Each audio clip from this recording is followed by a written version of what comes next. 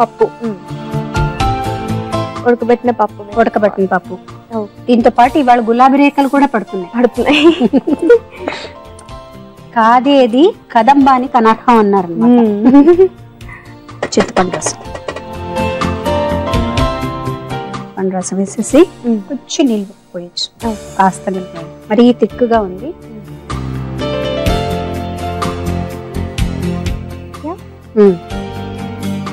ఏదైనా కరెక్ట్ గా బ్యాలెన్స్ అవ్వాలంటే ఉప్పు, చింతపండు, కారం ఎక్కువైనప్పుడు ప్రతి దానికి చిన్న చిట్కా అందరికి తెలిసిందే, పెద్దవాళ్ళందరూ చెప్తుంటారు.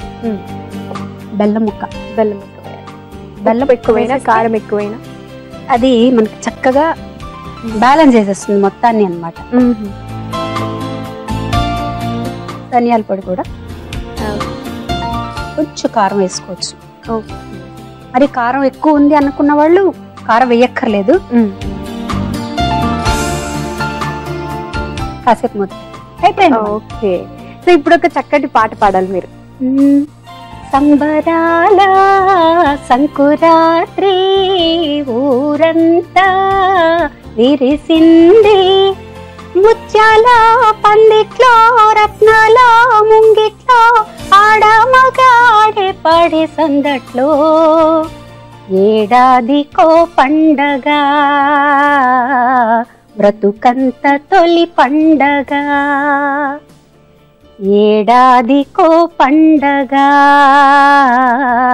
బ్రతుకంత తొలి పండగ. ఓకే, ఇది ఊరంతా సంక్రాంతిలో పాట. అన్నయ్య మ్యూజిక్ చేశారు దీనికి. సడన్ గా గుర్తొచ్చింది ఆ పాట. తర్వాత మనకి గొబ్బిళ్ళ పాటలు కూడా చాలా ఉన్నాయమ్మా. కొలనిదో పరికి గొబ్బిళ్ళు, ఎదుకుల స్వామికి గొబ్బిళ్ళు అని అప్పుడే ఆయన రాశారు. అలాగే మనకి బాబు గారి సినిమాలో ముత్యాల ముగ్గులో కూడా చాలా పాటలు ఉన్నాయి. ముత్యమంతా పసుపు ముఖమిత్తు ఛాయ, ముత్తైదు కుంకుమ బ్రతుకంత ఛాయ, ఇవన్నీ కూడా దాని కిందకే వస్తాయి. గోగులు పూచే గోగులు కాచే ఓ లచ్చ గుమ్మడి, అది తర్వాత అట్లా చాలా పాతకాల పాటలు చాలా ఉన్నాయి. గొబ్బిలి పాటలు సంక్రాంతి అంటే అన్ని కలగాపలగా కదా, కదంబల్లా చాలా సంబరమైన పండుగ కదా. చక్కగా అయిపోయినట్టే. ఇంకా అన్ని వేసి అసలైంది వేయలేదు. ఏం వేయలేదంటారు? ఏం వేయలేదంటారు? కొత్తిమీర కాదు, అది లాస్ట్ లో వేస్తాం. ఉప్పు మీరు కబుర్లలో పెట్టేసి నన్ను.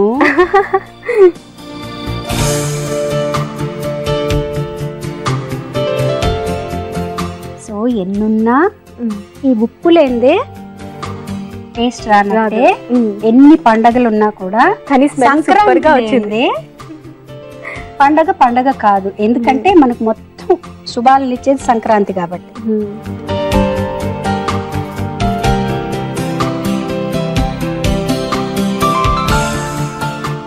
ఓకేయా? బాగుందా? మరి మీరు టేస్ట్ చూడండి. షూర్ అండి, డెఫినెట్ గా. చూసారు కదండి, కదమ్మం రెడీ అయిపోయింది.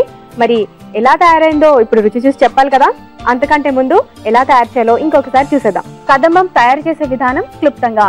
ముందుగా పాన్ లో నూనె వేడి చేసుకోవాలి. నూనె వేడైన తర్వాత ఆవాలు, జీలకర్ర, ఎండుమిరపకాయలు, తురిమిన ఉల్లిపాయ ముక్కలు వేసి బాగా ఫ్రై చేయాలి. అందులో చిటికెడు పసుపు వేసుకోవాలి. ఆ తర్వాత కరివేపాకు, పచ్చిమిరపకాయ ముక్కలు, అల్లం వెల్లుల్లి పేస్ట్, బెండకాయ ముక్కలు, అరటికాయ ముక్కలు, మొక్కజొన్న పొత్తు ముక్కలు, ములక్కాడ ముక్కలు, క్యారెట్ ముక్కలు, కాలీఫ్లవర్ ముక్కలు వేసి బాగా కలుపుకోవాలి. కొద్దిసేపు మగ్గిన తర్వాత కొద్దిగా ఇంగువ, టొమాటో ప్యూరీ, నీళ్లు పోసుకొని బాగా కలపాలి. ఆ తర్వాత ఉడికించిన కందిపప్పు, చింతపండు రసం, బెల్లం, కారం, ధనియాల పొడి, తగినంత ఉప్పు వేసి కొద్దిగా మగ్గిన తర్వాత దీని సర్వింగ్ బౌల్ లోకి తీసుకోవాలి. పైనుంచి కొత్తిమీరతో గార్నిష్ చేసుకుంటే గుమగుమలాడే కదమ్మం రెడీ.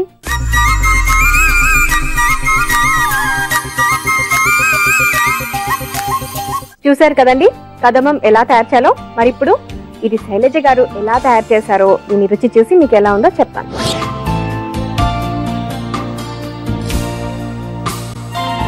అబ్బోయ్, భలే టేస్టీగా ఉందండి. సంక్రాంతి పండగ కనిపిస్తుంది ఇందులో ఇంత కలర్ఫుల్ గా కదా అండి. బాగుంది. సో మీరు కూడా కదంబం చాలా ఈజీగా చేసుకోవచ్చు, చాలా తక్కువ టైంలో కూడా ఫినిష్ చేసేసుకోవచ్చు. ఈ బంధుమిత్రులతో ఎక్కువ టైం స్పెండ్ చేయొచ్చు ఈ స్పెషల్ డే రోజు. మరి ఇప్పుడు next segment my dream food, అంటే శైలజ గారి డ్రీమ్ ఫుడ్ ఏంటో మనం తెలుసుకోబోయే ముందు ఎంటీఆర్ మసాలా అభిరుచి సండే స్పైస్ లో ఒక చిన్న బ్రేక్.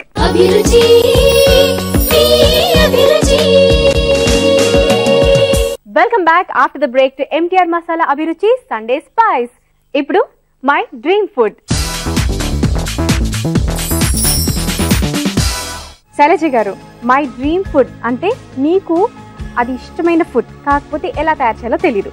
సో ఈ పండగ స్పెషల్ రోజు మీరు ఏం తయారు చేయించాలనుకుంటున్నారు? పూర్ణం బూరెలు కూడా డ్రై ఫ్రూట్స్ ఇలాంటివన్నీ వేసి చేయొచ్చు.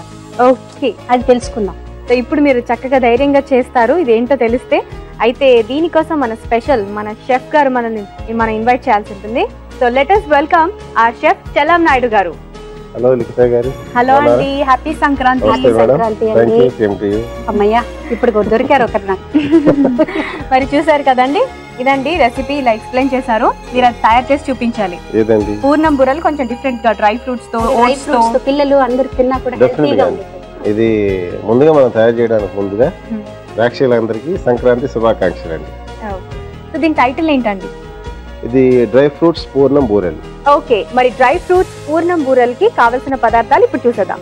డ్రై ఫ్రూట్ పూర్ణం బూరెలకి కావలసిన పదార్థాలు: బియ్యం 100 గ్రాములు, మినపప్పు 100 గ్రాములు, శనగపప్పు 250 గ్రాములు, బెల్లం 250 గ్రాములు, నూనె 500 గ్రాములు, ఇలాచీ పొడి కొద్దిగా, కిస్మిస్ 25 గ్రాములు, జీడిపప్పు 25 గ్రాములు, ఉప్పు కొద్దిగా.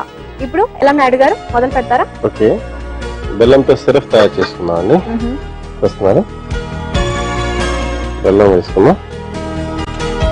ఎప్పుడు ఒక డౌట్ అండి, మామూలుగా అయితే మనం బెల్లం ముక్కలు చేసేసి ఇది కలపగానే అది పాగులాగా అయిపోతుందండి. అది ఉండకట్టదు, ఎందుకని? అంటే అందుకని మీరు ఇలా పాకం చేస్తారు?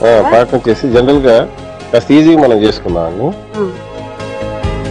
కొంచెం నీళ్ళు పోసుకున్నాం, ఎక్కువ నీళ్ళు పోసుకోవద్దండి, కొంచెమే పోసుకున్నాం.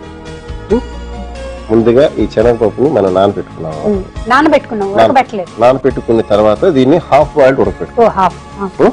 దీన్ని ఏం చేస్తాం, ఇప్పుడు మనం చక్కగా మిక్సీలోని పౌడర్ లెక్క కొట్టుకుంటాం.